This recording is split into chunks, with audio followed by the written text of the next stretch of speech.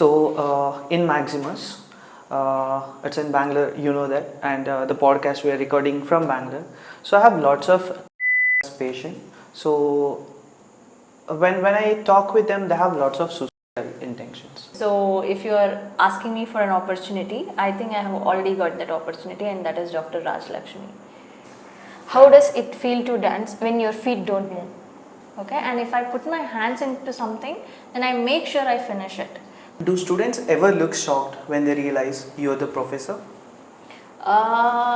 Public transport, accessible toilets, and accessible areas. Okay.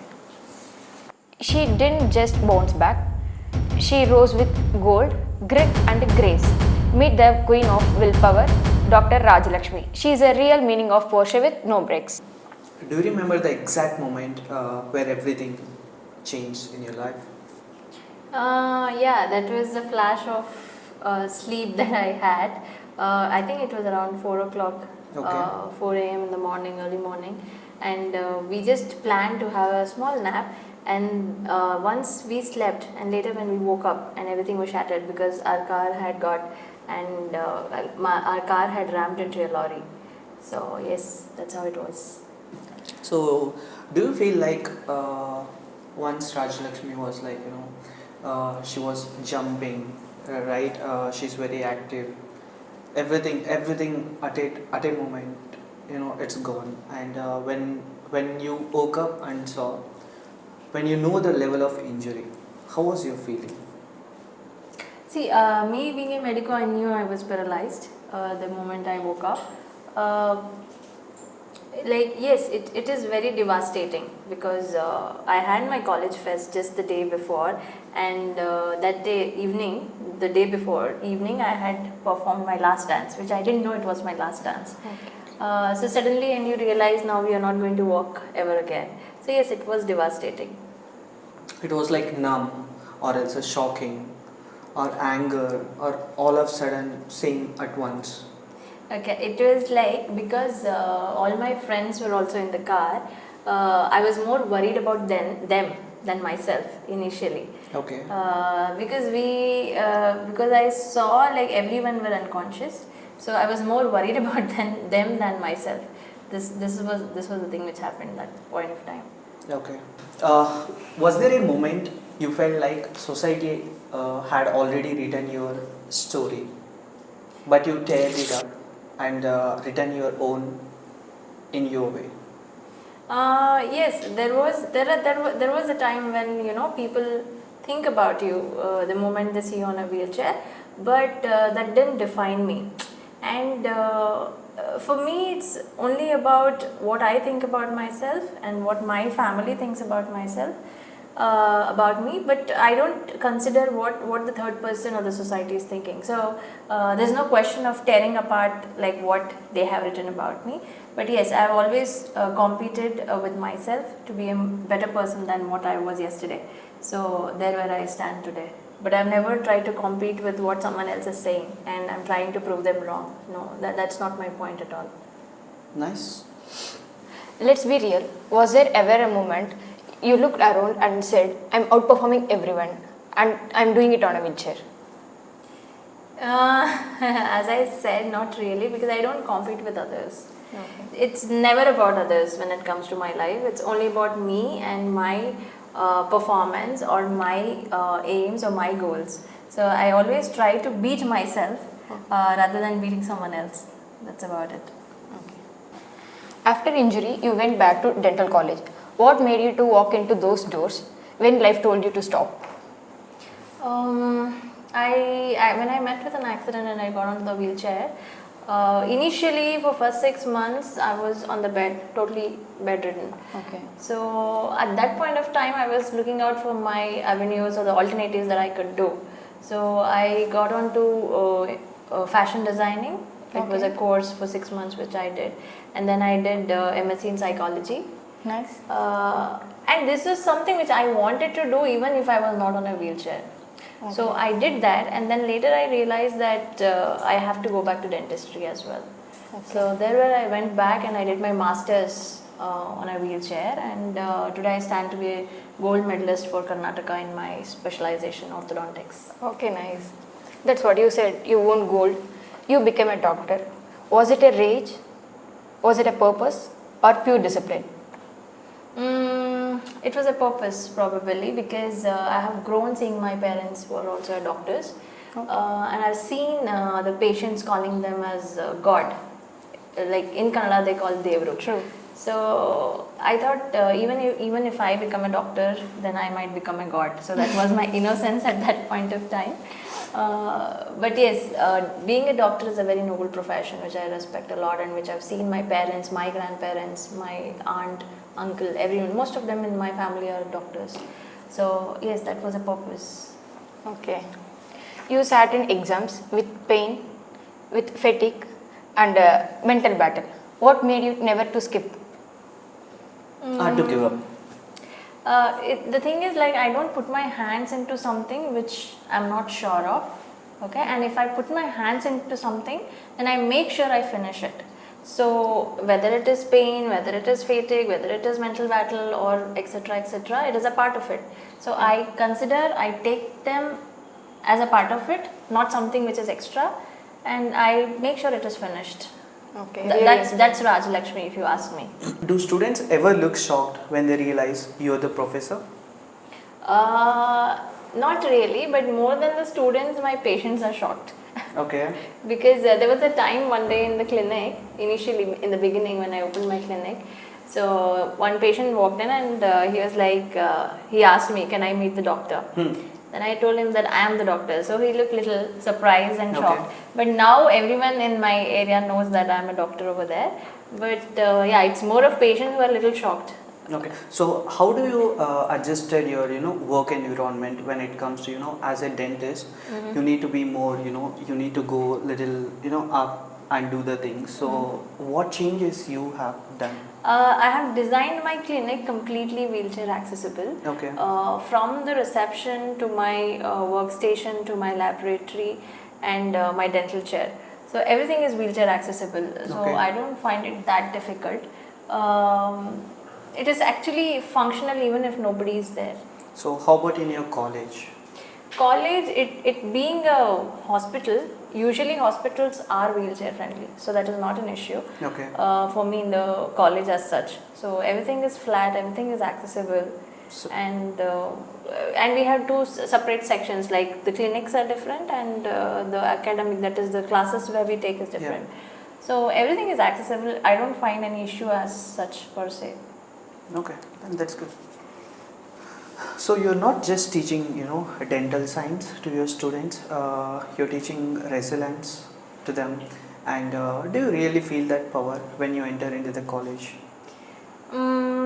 See, there's something called as life coach. Okay. Okay, or motivation, or whatever people call it per se. But what I personally feel is, if someone has to get motivated, it is just by self.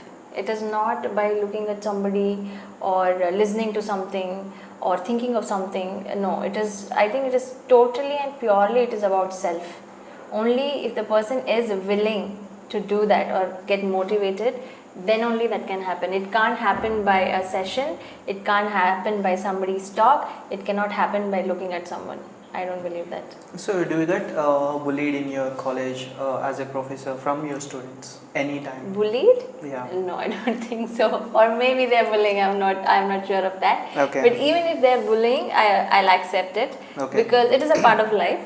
So I just enjoy even if they're bullying me. I am not sure of that yet. Okay. So tell me, like, from a dental to a crone, where you own a wheelchair Miss India in 2014. So how it happened? Actually, I wanted to be in modeling, but when I got onto the wheelchair, initially it was like this dream might get shattered, but I didn't give up on that. I went and searched that if there is an avenue or a platform where I can showcase. So there was a pageant which was called National Beauty Pageant for Women with Disabilities. Okay. So I took part in it. I gave my auditions and all that. And in 2014, it happened in Mumbai. Okay. So there were different rounds. There was Western round, there was ethnic round, and there was questionnaire round and all that. So in one of the rounds, they asked me this question that if you had an opportunity to leave somebody's life, who would that be and why? So I said that if not for my accident, I wouldn't have been so strongly willed. So if you are asking me for an opportunity, I think I have already got that opportunity, and that is Dr. Rajalakshmi.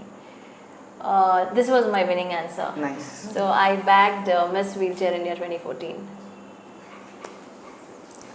How does it feel to dance when your feet don't move?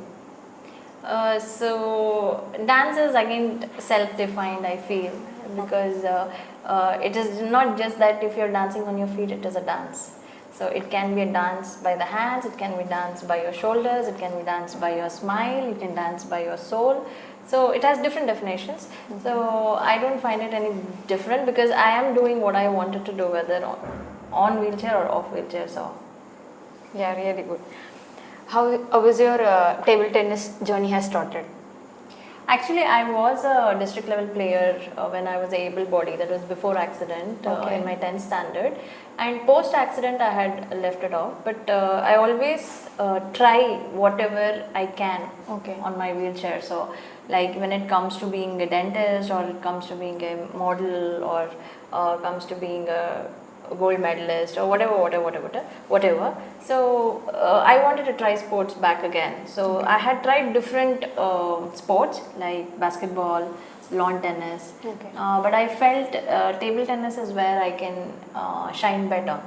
Okay. So I started my journey on table tennis I think 3 years ago, and I've been a gold medalist in Karnataka for the state level, and I've been a gold medalist in the national level, and I've been a bronze medalist in the international level for India. Really inspiring. Thank you. What is the biggest myth people have about athletes or dancer with especially abled? As I say, I'm really not bothered what they're thinking. So I've really not sat down and analyzed what they might think, what they might talk, Okay. or what they might be discussing. I'm really not aware of what myths they have about people with Okay. disabilities. If you could redesign the public spaces for wheelchair users, what would be your first 3 orders? I would want to redesign the public places, not only public places but also the residential places, not only for people with disabilities but also for people, senior citizens, and for the youngsters as well, because anybody can become disabled at any point of time, and as they age, some amount of disability sets in indefinitely. So I would want to design the entire world rather, which is accessible. Now the first 3 orders, there's nothing like first 3 orders, but yeah, I would want to make things flat. Okay. Again, I say flat doesn't mean accessible, because sometimes when it is flat, it may be uphill or downhill, which Yeah. is not accessible, which I've seen when I travel abroad. Yeah. So when you say flat, we have to make sure it is at the ground level, which is flat, where the person can either walk or propel themselves. So that is first thing which you have to keep in mind. And accessible toilets and accessible public transport. These 3 things Okay. are the main things which we should focus on: public transport, accessible toilets, and accessible areas. Okay. Do you think your presence in that role changes how young doctors think about their ability and success? Definitely yes, because when they look at me on a wheelchair, being a doctor and being a professor, somewhere in their mindset there will be redefinition of the Okay. sentences that they might have formed about the ability or the success. So I think yes, it does make a difference. Okay. The main thing which I want to ask is, like, you play table tennis, right? I have patients with spinal cord injury. They are very much interested to play table tennis, if not to get medal, at least for a physical activity. And one more thing here, their problem is how they can play. Is a normal table tennis which the normal person use, is it same? Any changes in that table tennis, that table? And one more thing is, whatever they earn, they spend on their rehab and their traveling, their food, for their care. So they are not able to, spend some time or spend some money, okay, to play or to learn table tennis. When I see your journey, it's like you go international, you go national, you keep traveling. So is it all with your own pocket money or you are getting any sponsors? See, coming to the table tennis rules, which you asked me at the first, it is same as that of the able body. The only one thing that has changed is whenever you're doing a serve, it has to go straight. Okay. I mean, in the sense, it has to go within the borders of the table in a straight line. It cannot go diagonally. Okay. It cannot go cross. So that is the only rule that is present for the para table tennis. But otherwise, everything, the points and other kind of rules, whatever is applicable to the able bodies, is same for the para athletes also. And leaving that, coming to the sponsorship, sometimes it is sponsored, but most of the times it is not sponsored. Okay. So it is by your own money that you have to travel and make it for the tournaments. That is how it is going as of now. Okay. We are talking about sponsorship. Do you really feel like getting sponsorship is easy, or else there are struggles to get sponsorship?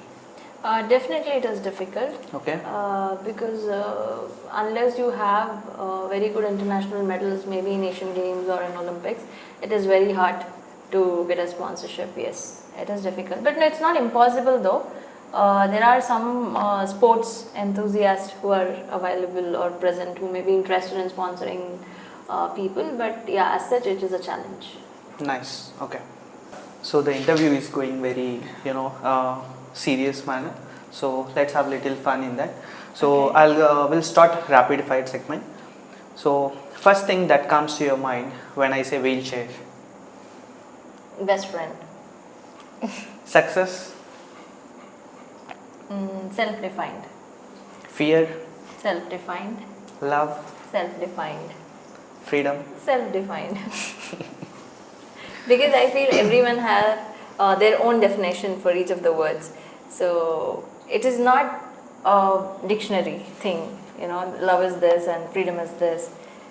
I feel that is bullshit. Okay. So if you have a superpower, what it will be? I would heal the spinal cords. So favorite movie? Jab we met. What's your cheat food? As such, I don't eat much, so cheat food, nothing as such. Maybe samosa, yeah, aloo. Okay. So how about your dream travel destination? Yeah, I want to travel the entire world. Okay. So as of now, I've finished like 22 countries, but I want to touch all the countries as soon as possible. You will. One quote or mantra you live by. Give your 100% to anything that you do. That's the most important thing. Whether it works or it doesn't work, but at the end of the day, you are satisfied that you have given your fullest to it. Yes, you give your 100%. It may be the smallest to smallest thing, but give your 100%.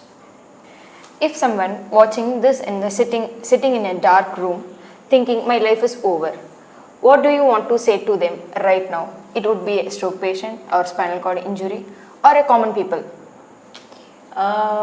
If someone is thinking, sitting in a dark room of, if they're thinking that the life is over or if they want to commit suicide, I would say, especially for people who think that they should commit suicide, this is a very strong message I want to give, because committing suicide or killing oneself is not that easy. You need a lot of guts, you need a lot of courage. So I say that if you give that 10% of that courage out of that suicide part, I'm saying, if you have the courage to do a suicide, just give 10% of that courage to your life. you can solve your problem. Yeah, that is really So true. because if I just take a pen now and try to prick myself, is it easy? No, it's not easy. It is not easy. So taking one's life, you need a lot of guts. You need a lot of guts. So if you have that courage to take your life by yourself, take out your life by yourself, then you definitely have the solution for your problem in your hands only. And damn, you can survive Absolutely. very happily. Absolutely. Having conversation with you for this long time, what I understood is like your life is just screaming, your complete journey is screaming like freedom, freedom, freedom. What does it really mean to you, freedom? Freedom means wheelchair. Okay. Because wheelchair, especially with people with disabilities, I think wheelchair is like a best friend.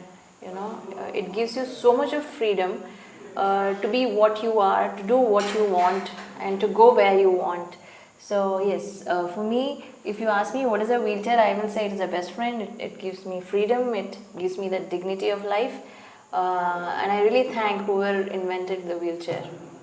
Nice. So, what do you want to say to the people who are on wheelchair and thinking like, when I will leave this, when I will leave this, when I will leave this? There's nothing wrong in thinking like that, provided you have a possibility of it. But if you feel that there's no possibility for it, then it is better to look out for the alternatives rather than wasting time on something which is not going to happen. Which with me also, first 2 years I tried, to get back on the feet, but I realized that it is not going to work that way. So then I started to do things which I can do on a wheelchair, like what I could do with what is available to me.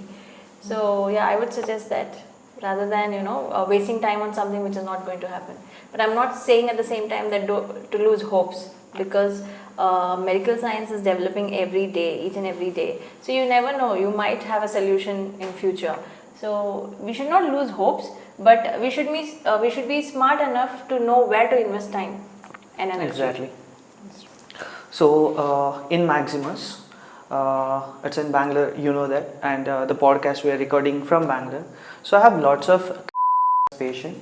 So when I talk with them, they have lots of suicidal intentions. So one word, if you want to tell them in Kannada, what it will be?